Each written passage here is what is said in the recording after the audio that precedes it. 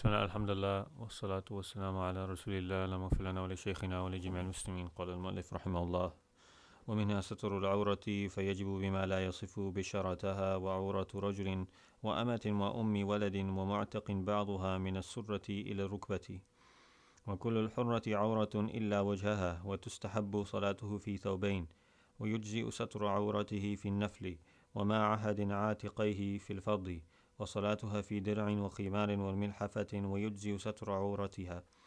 ومن انكشف بعض عورته وفحش أو صلى في ثوب محرم عليه أو نجس عاد، لا من حبس في محل نجس. بسم الله الرحمن الرحيم. الحمد لله والصلاة والسلام على رسول الله. Today, by the will of Allah subhanahu wa ta'ala, we'll get into the second شرط من شروط الصلاة. الأول يعني the first one we did was الوقت or دخول الوقت الصلاة. الثاني ستر العورة. ستر is to cover، يعني الساتر ستير ستر is to hide something. طيب. عورة I'm not going to go too deep in linguistics here, but it's a very difficult thing to translate into English, because here in English we don't really have, like we say private parts maybe, or nakedness, but what does that really mean? Basically here the awrah is that which istalahan in the sharia that must be covered. But one thing people forget is what is the definition in what we're studying. Meaning there is ستر العورة للنظر وستر العورة للصلاة. طيب. One thing is what has to be hidden from the nakedness or the private of a person from the eyes. And one is what has to be hidden for salah. طيب. In this bab we will not cover ستر العورة من النظر, يعني from the sight. Which bab does that usually get covered in? You know, this is like a big issue in our time, but in the old books they didn't discuss it usually as a separate issue. It was covered under Kitab al-Nikah, under the bab of Nikah, and what you can look at, what you cannot look at, and so on. Here we're talking about what must be covered for salah. I just want to clarify that, because some people they come to this bab and they find what has to be covered and they take that to mean that's how you can walk around in regular life, but that's not the case. Meaning, if a man is going to make salah in the privacy of his home, in the darkness of the corner of a room where nobody can see him except Allah subhanahu wa ta'ala, he still has to cover what's going to be mentioned in this bab. That does not mean a man should walk around just covering what's mentioned here. A woman, if she's going to pray in the privacy of her home, in the darkness of a corner of her room where nobody could see her except Allah subhanahu wa ta'ala, still has to cover what's mentioned in this bab. That does not mean she should regularly walk around with that either. Those are two different awrat. One is للصلاة, one is للنظر. طيب. The fact that the awrah must be covered is أولا people take from the Quran itself, where Allah subhanahu wa ta'ala orders يا بني آدم خذوا زينتكم عند كل مسجد.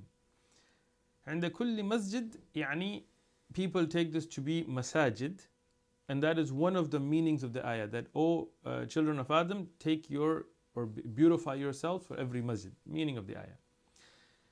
But there is another meaning. It's not just for the masjid, but for making sujood, as-salawat. And if you look at Ibn Kathir or Tabari or Qurtubi and all of them, they brought both of these meanings. So this is the first thing, but this is a general ayah. It has much deeper meaning than just covering the awrah. Meaning one of them, as ulama take, that you should try to dress your best to go to the masjid. Sometimes when you dress nice to go to the masjid, people think, you have riya. So when they go out to see their friends, or they go to see a king, or they go to see a president or somebody, then they're dressed really nice. But when they go to the masjid, they go in like their pajamas. But this is wrong. Rather, we should dress the best to go to the masjid. We have zina, yani, for men. Yani. For women, the best dress is the most covering, yani the most that hides her inner beauty. That is her way of going to the masjid. But then the meaning here also is that you should dress nice for salah. Yani even if you're making salah at home by yourself, I'm not saying you have to go all out, but you should dress nice because you're going in front of Allah subhanahu wa ta'ala. Some of the Ahnaf, the Hanafiya, they took that if you're making Qiyamul Layl to make salah yani with torn clothes out of tawadu, out of humbleness in front of Allah is good. But the Jamhur al-Ulama said even if you're making Qiyamul Layl, it's good to dress nice. Because you are, yani, this is ta'deem, this is showing greatness to the salah that you're going towards. Tayyib, then we get to the Sunnah. Rasulullah sallallahu alaihi wasallam, for example, in the hadith of Aisha radiyallahu anha from Rasulullah sallallahu alaihi wasallam, لا تقبل الله صلاة الحائض إلا بخمار. Yani Allah subhanahu wa ta'ala does not accept the salah of a woman that has reached the age of bulugh, of being ha'id, except to be in a khimar. And we'll talk about the more details, but this is just to show from the hadith about covering the awrah in salah. In this there are a hadith about men and so on, we'll get into inshallah, but this is from the Quran and the Sunnah. Also, bi-ijma' al-ummah, by the consensus of this ummah. And this ijma' has been reported by Sheikh al-Islam Taqiyuddin ibn Taymiyyah in his fatawa. It has also been reported by Ibn Mundhir in his ijma' and by Ibn Hazm in his maratib. Ibn Abdul Barr in his different works has also reported ijma' consensus that the awrah must be covered for the salah. No doubt to this. There is no khilaf bayn al-ulama. There is no khilaf between the scholars. There's no disagreement between the scholars of Islam that the awrah must be covered for salah. Tayyib, how will you cover it? Yani فيجب, yani it is wajib, it is obligatory. Bima, yani with what? La yasif, yani that does not show the sifa of the skin underneath it. What does that mean? There are two aspects here. One is if something is so thin that it shows the color of the skin. For example, this is the summer bisht or mishla as they call it. And these ones, if I put my hand underneath it, I don't know about in the camera, but for the brothers that are here, you can see the color of my skin. If I'm white or black or brown or whatever, you'll be able to see it. And you can see the characteristics of my skin. So if I was to wear something like this cloth by itself to cover the fard areas, then that would not be acceptable. Secondly, there is also the issue of wearing something so tight that it shows every dimension of the body. And this was something yani, unknown in the times of the Salaf, yani, because they didn't have this type of clothing. Today we have, what are they called, yoga pants or whatever, and things like this, where yani, some clothes are going to stick to you. And even if you're wearing a nice open thobe, when you go into ruku and you go and you run or you walk, and it's going to show some parts of the body, and that's not what's being talked about here. But when it's so tight that basically you can tell every single inch and every single part of the body, then that is again no longer acceptable. And the dalil for that is the hadith, the riwayah in Sahih Muslim about the women that are kasiyat, ariyat, yani they are covered but they're naked. So this tells us that if somebody is covered but in such a way that it totally shows you everything basically, then that is like being ariyat. This is a dalil to show that is not acceptable. Tayyib, so that means the cloth that covers your awrah should, one, be thick enough that it doesn't show the color of the skin, because then it's at minimum where it's covering. That's what's called satr, right? Secondly, it should not be so tightly wound around the body that it would show every yani, aspect of the limb. In that way, it would also not be acceptable. Tayyib. فَعَوْرَةُ رَجُلٍ. Yani now we talk about the awrah of the man. And with it, the muallif, he gives ama wa al-walad. These are now some categories, yani who we don't really deal with today, but this would be under prisoners of war. If you had prisoners of war, you took prisoners of war, and you had those as slaves. Again, this is not talking about the Satr al-Awrah from the Nadar.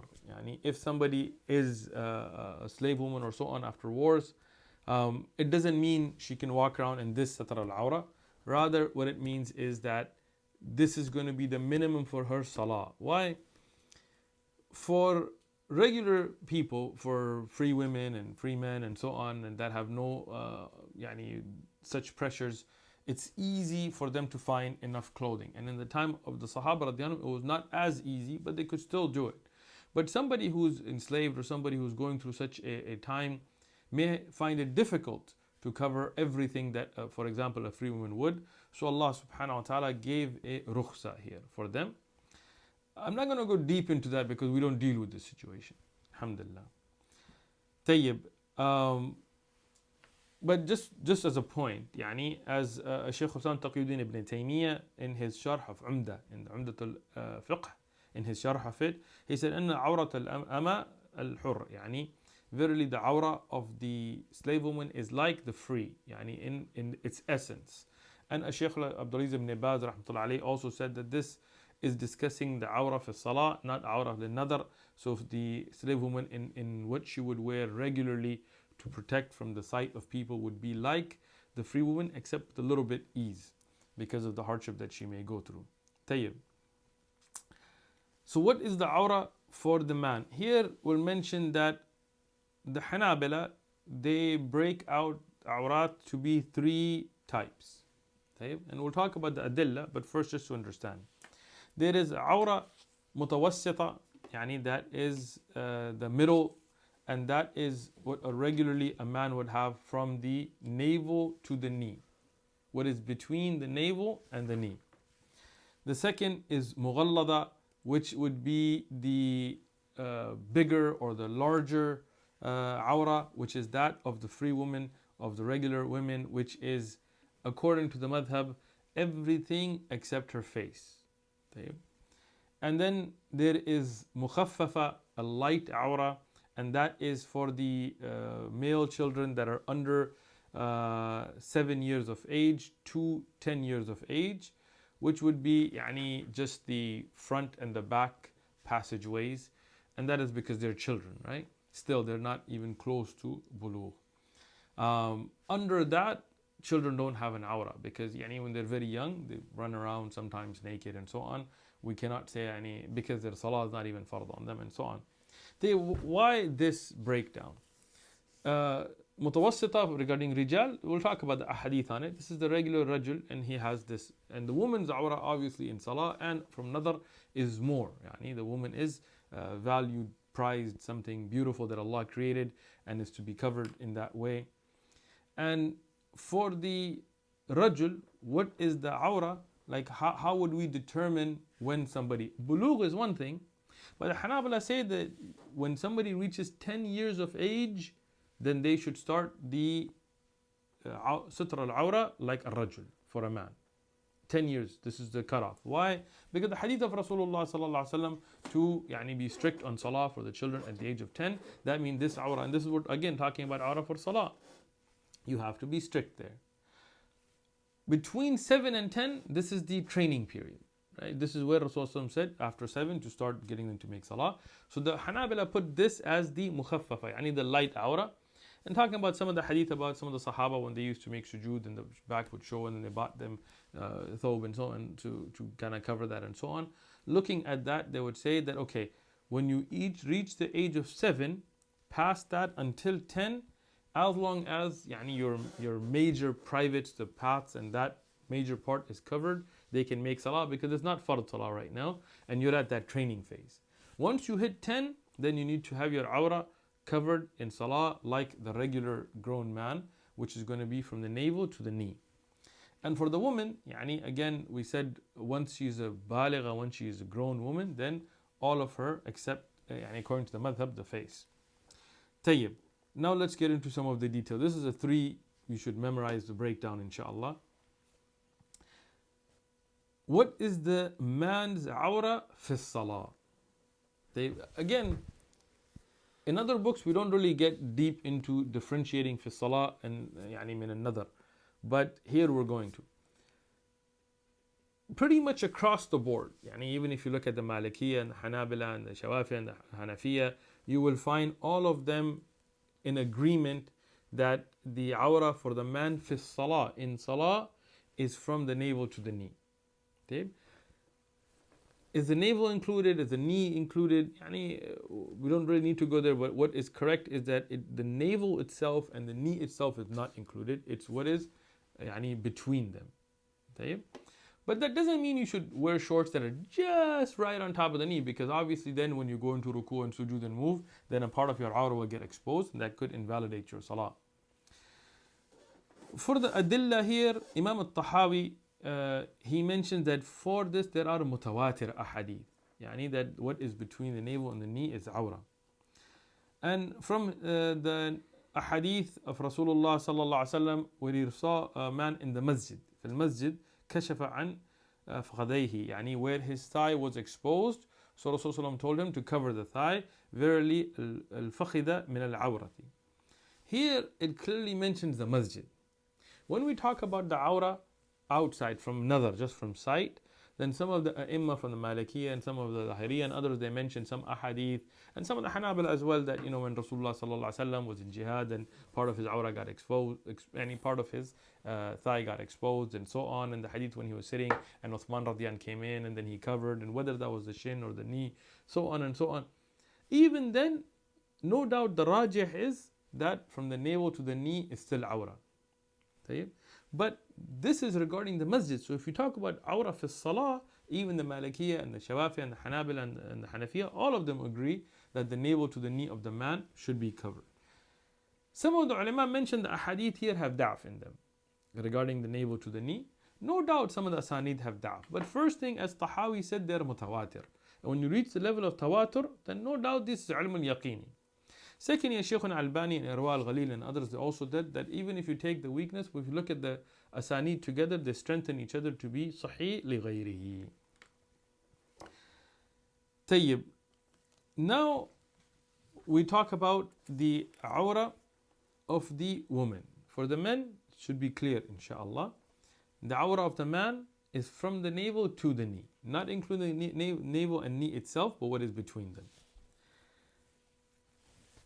When we studied Umdah and other books, we just gave the opinion which was Ibn Qudama's opinion in Umdah, al-Fiqh, which is that a woman can make salah with her face and hands uncovered. Here in Zād al Mustaqni, what is said is al-kull hurra, everything in the free woman, awratun illa wajha.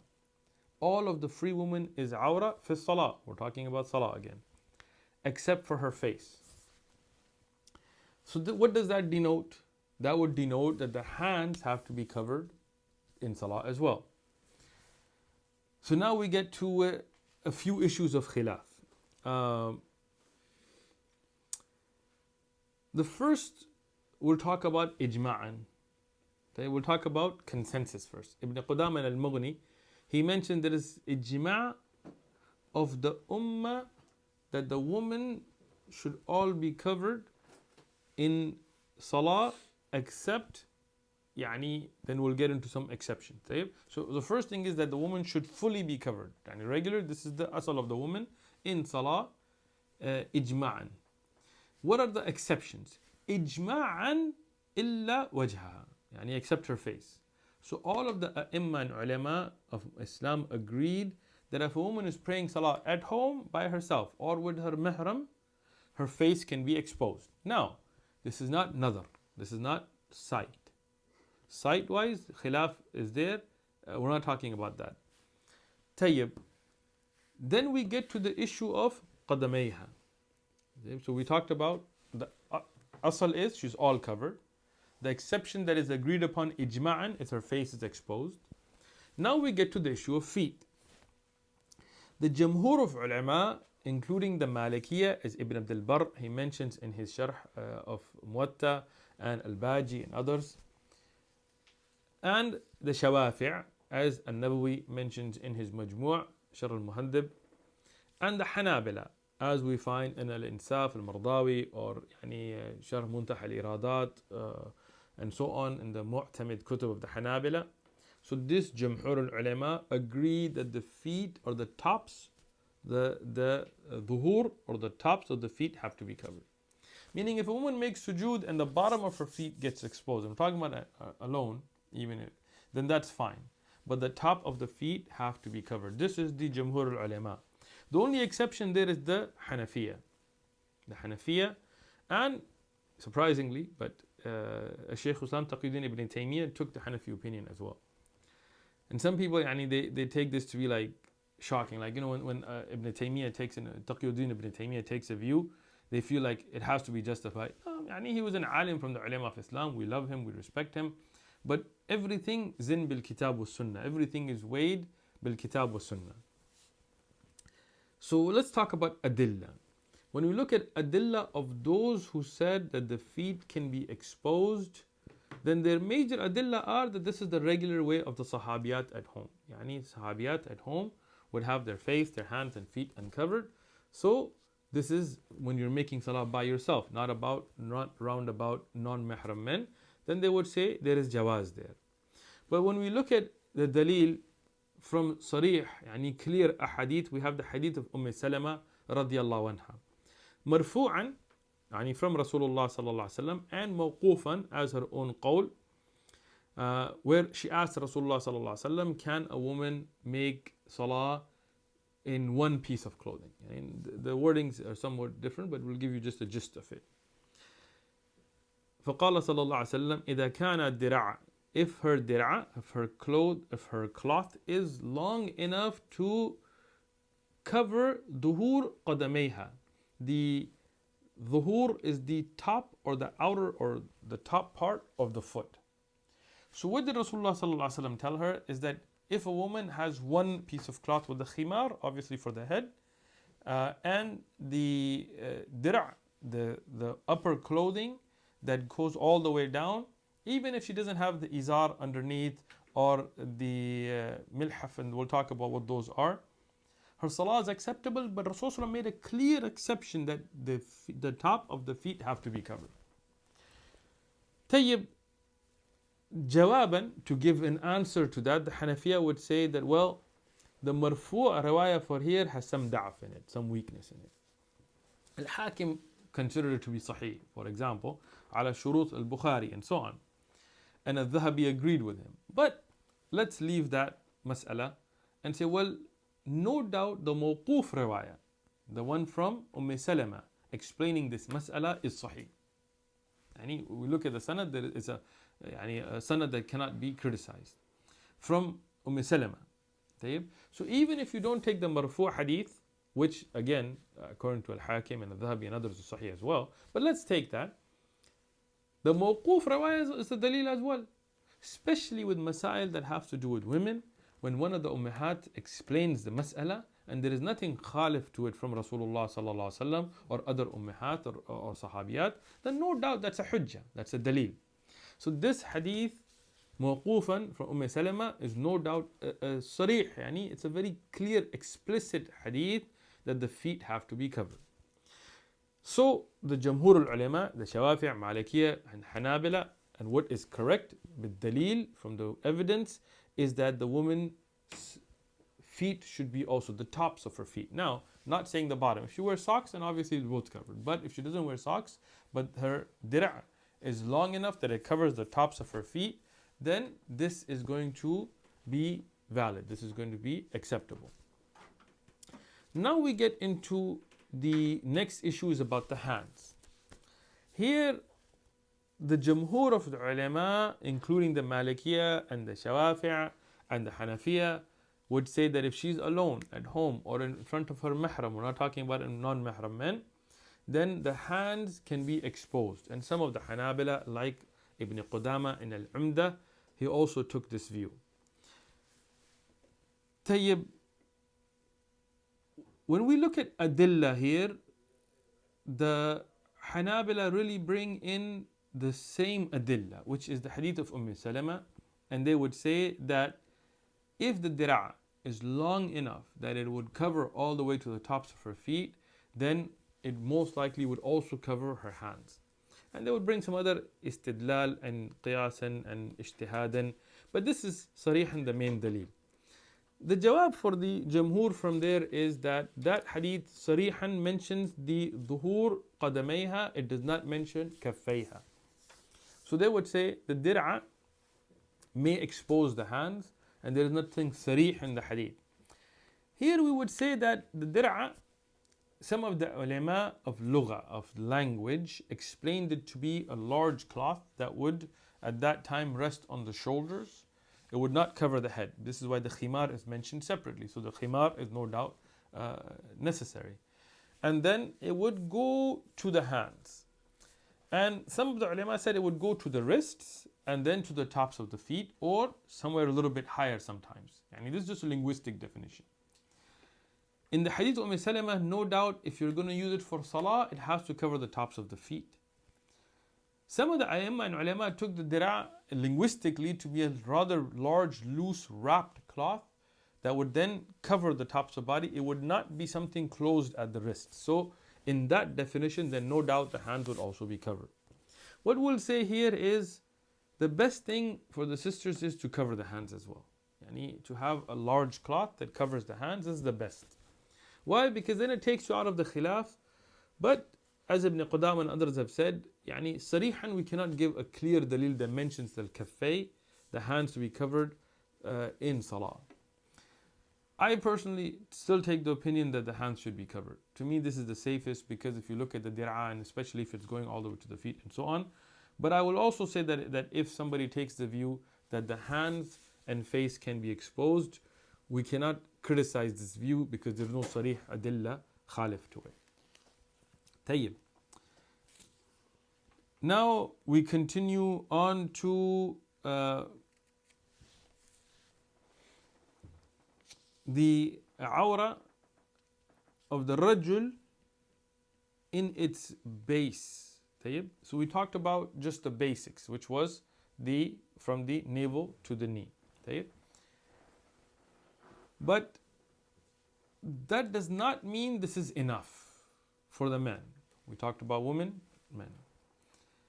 The muallif here says that in the nafil salawat, if that's all that is covered, then this is permissible. But for the fard, at least one of the shoulders should be covered. Okay? Now we get into another mas'ala.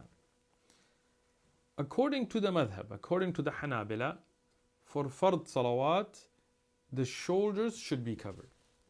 Okay? Al-Qadi Abu Ya'la, as has been mentioned by the Imma in the past, he took that both of them should be covered from the Hanabila. Other Hanabila and the Jamhur of the Hanabila, they took that if at least one shoulder is covered, then this meets the minimum. No doubt all of the A'imma of Islam, including the Shawafiya and the Malikiya and the Hanabila and the Hanafiya and the Zahiriya, they agree that you should cover the shoulders in Salah. The khilaf is whether it's fard or mustahab. The madhab is that it is mustahab. And the mu'tamid of the madhab is if one of them is covered, you have met your minimum, but the best is to cover both. Okay? The rest of the A'imma and Ulama said it's mustahab, not fard. The Hanabila did say that for nafal salawat, if it's open, then there is jawaz, because in nafal salawat, the rules are laxed a little bit. Meaning, for example, in fard salah, you have to stand. In nafal, you could even sit and pray, but you get less reward and so on. In fard salawat, you cannot leave facing the qibla. In the nafal salawat, if you start out facing the qibla and then it turns, then it's still permissible and so on. Tayyib, what is the dalil? Rasulullah sallallahu alaihi wasallam gave an amr in the hadith of Abu Hurairah radiyallahu anhu, who gave an order, and this hadith is muttafaqun alayh in Bukhari and Muslim, that none of you should pray in a thobe, that is a single thobe, without atiqifihi, the shoulder having something to cover it. Now here there is al-katf, يعني which is the shoulder. عاتقي يعني it is where the resting place by the shoulder is. And because a singular is mentioned, the Hanabila said that even if one of them is covered, there is jawaz. But as Al-Qadi Abu Ya'la and others took, that this, they took it to mean that something has to be sitting up on top covering, not just a singular. So the best thing that both of the shoulders should be covered.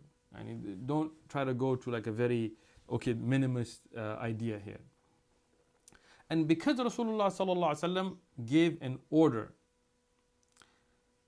atiqi here being this resting place, being ordered to cover, this has to be taken as wujub, not mustahab. Now the jawab from the other madahib would be, well, what about those ahadith where some of the Sahaba radiyallahu anhum, like Ashab al-Sufa and so on, made salah, fard salawat, with just their navel to their knee covered. But then the jawab for that is that those are times where you see, no doubt, people that didn't have more than that. That was all they had. And many of the Sahaba at times, they only had al-izar, and that's all the cloth they had. Some of them, like if you're going to take that as a dalil, then Ashab al-Sufa, some of them didn't even have that. They're izar, and we'll talk about what if you don't have enough to even cover that. How do you make salah? And some of the Sahaba did with less than that. But that is out of necessity. That is out of darura. Okay? That is not the regular way of salah. So regularly in salah, you should not only have just from the navel to the knee covered, but at minimum, you should also have your shoulders covered. Tayyib, having said that, does that mean that today we should come to the masjid wearing shorts that reach our knees and just a t-shirt? La. Understand something. This is setting minimums, not norms. Tayyib? This is the minimum, meaning if you wake up at night and you want to go, you haven't prayed Isha, and you wake up, it's time for Isha, you need to make your salah, and you get up and you just have your, it's a hot day, and you just have your shorts that cover from your navel to the knee, can you start your salah? La. Even then you have to throw a t-shirt on that at least covers the shoulders. This is a minimum for yourself.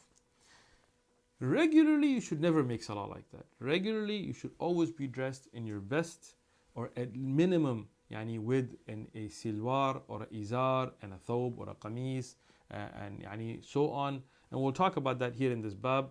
And if you come to the masjid, you should dress nice. That should be your norm.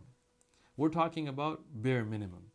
Now, if somebody doesn't have it, somebody's that broke, which I cannot imagine, and at least not in the Western countries, but that they don't have anything to cover their shoulders at all, then khalas, Allah subhanahu wa ta'ala does not put a burden upon somebody more than they can handle. One of the sad things we see today is people go and make salah in the minimum worst clothing that they can, but then if somebody's going to come visit them in their house, if they're going to go see their friends, and they dress really nice. And that shows a weakness of our iman in standing in front of Allah subhanahu wa ta'ala. The muallif, he continues, وَصَلَاتُهَا, and he doesn't say rajul or nisa. Why? You should know that from the linguistics. He's referring to the female. في درع, in the dir'a. We talk about what dir'a is already. والخمار, and a khimar that comes on top. والملحفة. Milhafa is a large cloth that would then wrap over those cloths. And this is the way she should make salah. That whether it's nafal or fard, this is the regular way of a woman, is that she should wear the dir' and also wear a khimar and something on top of it. Now, if she only wears the khimar and dir', is it jaiz? It's jaiz, as long as that dir' also covers her body all the way down to the tops of her feet. Tayyib, ويجزو, and it is permissible sitra awratiha, and just to cover the awrah, and we talked about what the awrah is. And if a part of the awrah becomes exposed that's large enough to be called fahush, so when you're making salah, and let's say you're going into ruku, and some wind comes and a small part of the awrah gets exposed and you immediately cover it up, your salah is fine. But if a large part of your awrah gets exposed during salah, and I'll give you an example Here in America, we see this all the time. People come for Salah and they wear really tight clothes, unfortunately. And when they go into ruku or sujood, or when they sit in tashahud, a large part of the back of their back past the, would line up with the navel, is exposed when they're sitting.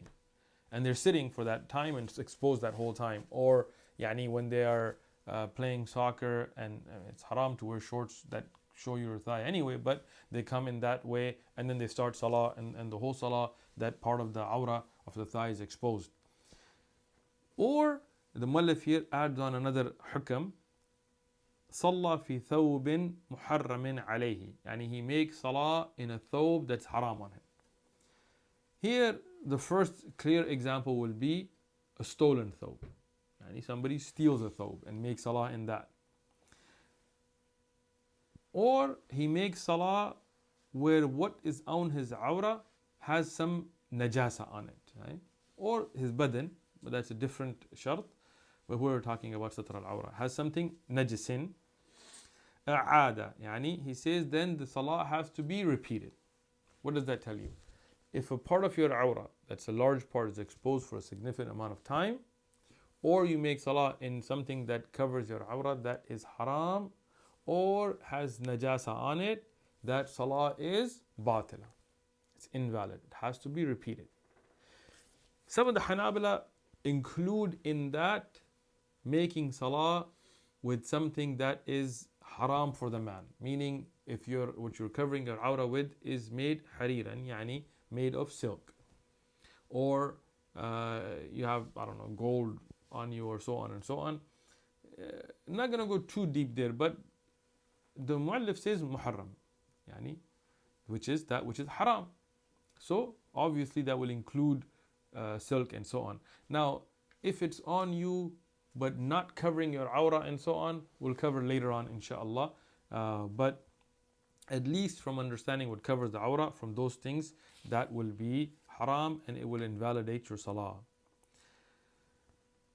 Except the one hubisa في محل نجس, if somebody is forced to pray in a place that's najis, meaning nobody can really, not usually force you to wear something haram in Salah. Like, it's very rare that somebody will come up to you and be like, put on that silk izar and make Salah in it, right?